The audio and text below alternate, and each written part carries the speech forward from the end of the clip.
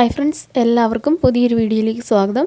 ഇന്നത്തെ നമ്മുടെ റെസിപ്പി ഒരു പഴംപൊരിയുടെ റെസിപ്പിയാണ്. അപ്പം പഴംപൊരി നല്ല ക്രിസ്പി ആയിട്ടിരുന്നാൽ മാത്രമേ നല്ല ടേസ്റ്റി ആയിട്ട് കിട്ടുകയുള്ളൂ.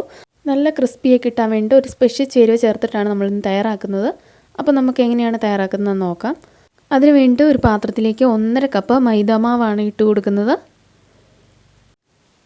ഇതിലേക്ക് ഒരു 3 ടേബിൾ സ്പൂൺ ഇഡ്ഡലി മാവാണ് ഞാൻ ചേർത്ത് കൊടുക്കുന്നത്.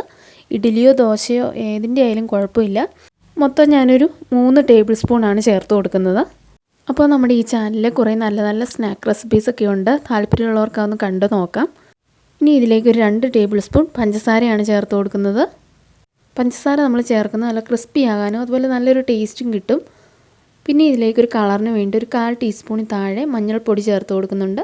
പിന്നെ ഒരു നുള്ള ഉപ്പ് ചേർത്ത് കൊടുക്കുന്നുണ്ട്. പിന്നെ ഇതിലേക്ക് 1 ടേബിൾ സ്പൂൺ റവയാണ് ഞാൻ ചേർത്ത് കൊടുക്കുന്നത്. നിങ്ങൾക്ക് അരിപ്പൊടി ഉണ്ടെങ്കിൽ അരിപ്പൊടി ചേർത്ത് കൊടുത്താലും മതിയാകും. അപ്പോൾ ഇതെല്ലാം കൂടെ നന്നായിട്ടൊന്ന് മിക്സ് ചെയ്ത് കൊടുക്കാം. റവയോ അരിപ്പൊടിയോ നിങ്ങൾക്ക് ചേർക്കാവുന്നതാണ്. ചേർക്കുമ്പോൾ വറുത്തോ വറുക്കാത്തോ എങ്ങനെയായാലും കുഴപ്പമൊന്നുമില്ല. ഇനി ഇതിലേക്ക് കുറേശ്ശെ വെള്ളം ഒഴിച്ചു കൊടുക്കാം നമുക്ക്. എന്നിട്ട് നമുക്കിതൊന്ന് നന്നായിട്ടൊന്ന് ഒരു ലൂസായിട്ടുള്ള ഒരു പരുവത്തിലേക്ക് ആക്കിയിട്ടെടുക്കാം. നമ്മൾ സാധാരണ പഴംപൊരിക്ക് റെഡിയാക്കുന്ന പോലെ തന്നെ. ഒരുപാട് ലൂസും ആകരുത്, ഒരുപാട് ടൈറ്റും ആകാത്തൊരു പരുവം വേണം കിട്ടാൻ. അപ്പോൾ ഞാനിതൊന്ന് റെഡിയാക്കിയിട്ട് എടുത്തിട്ടുണ്ട്. ഇനി ഇതിലേക്ക് ഒരു നുള്ള ബേക്കിംഗ് സോഡ ചേർത്ത് കൊടുക്കുന്നുണ്ട്. ഒരുപാടൊന്നും വേണ്ട, ഒരു നുള്ള മതി. അപ്പോൾ നന്നായിട്ട് നമുക്ക് മിക്സ് ചെയ്തിട്ട് എടുക്കാം.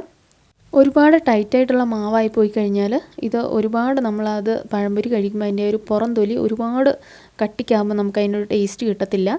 അതുപോലെ ഒരുപാട് ലൂസായി പോയി കഴിഞ്ഞാൽ അതിലതിൻ്റെ കോട്ടിങ് പിടിക്കത്തുമില്ല. അതുകൊണ്ട് ആ ഒരു പരുവത്തിന് വേണം നമ്മൾ റെഡിയാക്കി എടുക്കാൻ. അപ്പോൾ ഞാനിവിടെ നന്നായി പഴുത്ത ഏത്തപ്പഴം തൊലി കളഞ്ഞെടുത്തിട്ടുണ്ട്. ഇനി നമുക്ക് ചെറുതായിട്ടൊന്ന് കട്ട് ചെയ്തിട്ട് എടുക്കാം. വലിയ പഴമായതുകൊണ്ട് തന്നെ ഞാനൊരു 4ആയിട്ട് കട്ട് ചെയ്താണ് എടുക്കുന്നത്. നിങ്ങൾക്ക് ഇഷ്ടമുള്ള പോലെ തന്നെ കട്ട് ചെയ്തിട്ട് എടുക്കാം. ഇനി നമുക്ക് ഫ്രൈ ചെയ്യാൻ ആവശ്യമുള്ള ഓയിൽ വെച്ച് കൊടുത്തിട്ടുണ്ട്. ഇനി ഓയിൽ നന്നായിട്ട് ചൂടായി വന്ന് കഴിയുമ്പോൾ നമുക്ക് മാവിൽ ഡിപ്പ് ചെയ്തിട്ട് എണ്ണയിലേക്ക് ഇട്ട് കൊടുക്കാം. അപ്പോൾ നല്ല ഹൈ ഫ്ലെയിമിൽ തന്നെ വെച്ചിട്ട് വേണം ഇത് ഇട്ട് കൊടുക്കാൻ. ഇട്ട് കുറച്ച് നേരം ഒരു ഹൈ ഫ്ലെയിമിൽ തന്നെ ഇരിക്കട്ടെ. ഒരു കുറച്ചൊന്നായി വന്ന് കഴിയുമ്പോൾ നമുക്കൊന്ന് മറിച്ചിട്ട് കൊടുക്കാം.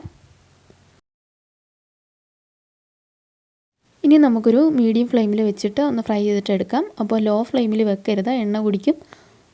അപ്പോൾ ഇത് നന്നായിട്ട് ഫ്രൈ ആയിട്ട് വന്നിട്ടുണ്ട്.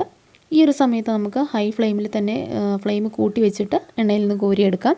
ഹൈ ഫ്ലെയിമിൽ വെച്ചിട്ട് നമ്മൾ കോരിയെടുക്കുമ്പോൾ എണ്ണ അധികം കുടിക്കാതെ തന്നെ നമുക്ക് ഫ്രൈ ചെയ്തിട്ട് എടുക്കാൻ പറ്റും. അപ്പോൾ മുഴുവനും ഇതുപോലെ തന്നെ നമുക്ക് ഫ്രൈ ചെയ്തെടുക്കാം. അപ്പോൾ ഇത്രയേ ഉള്ളൂ. നല്ല ടേസ്റ്റി ആയിട്ടുള്ള നല്ല ക്രിസ്പി ആയിട്ടുള്ള പഴംപൊരി റെഡി ആയിട്ടുണ്ട്. ഈ ഒരു രീതിയിൽ ഒന്ന് ട്രൈ ചെയ്ത് നോക്കും. നല്ല ക്രിസ്പി ആയിരിക്കും. അതുപോലെ തന്നെ നല്ല പഴംപൊരി നന്നായിട്ട് പൊങ്ങി വരും. അതുപോലെ തന്നെ ഒട്ടും തന്നെ എണ്ണ കുടിക്കില്ല. അപ്പോൾ ഇന്നത്തെ ഈ ഒരു വീഡിയോ നിങ്ങൾക്ക് ഇഷ്ടമായിട്ടുണ്ടെങ്കിൽ ഒന്ന് ലൈക്ക് ചെയ്യാനും നമ്മുടെ ചാനൽ ആരെങ്കിലും സബ്സ്ക്രൈബ് ചെയ്യാതെ കാണുന്നുണ്ടെങ്കിൽ സബ്സ്ക്രൈബ് ചെയ്യാനും അതുപോലെ തന്നെ ഈ വീഡിയോ മറ്റുള്ളവരിലേക്ക് ഒന്ന് ഷെയർ ചെയ്യാനും കൂടി മറക്കണ്ട. അപ്പോൾ അടുത്തൊരു വീഡിയോയിൽ നമുക്ക് വീണ്ടും കാണാം. താങ്ക്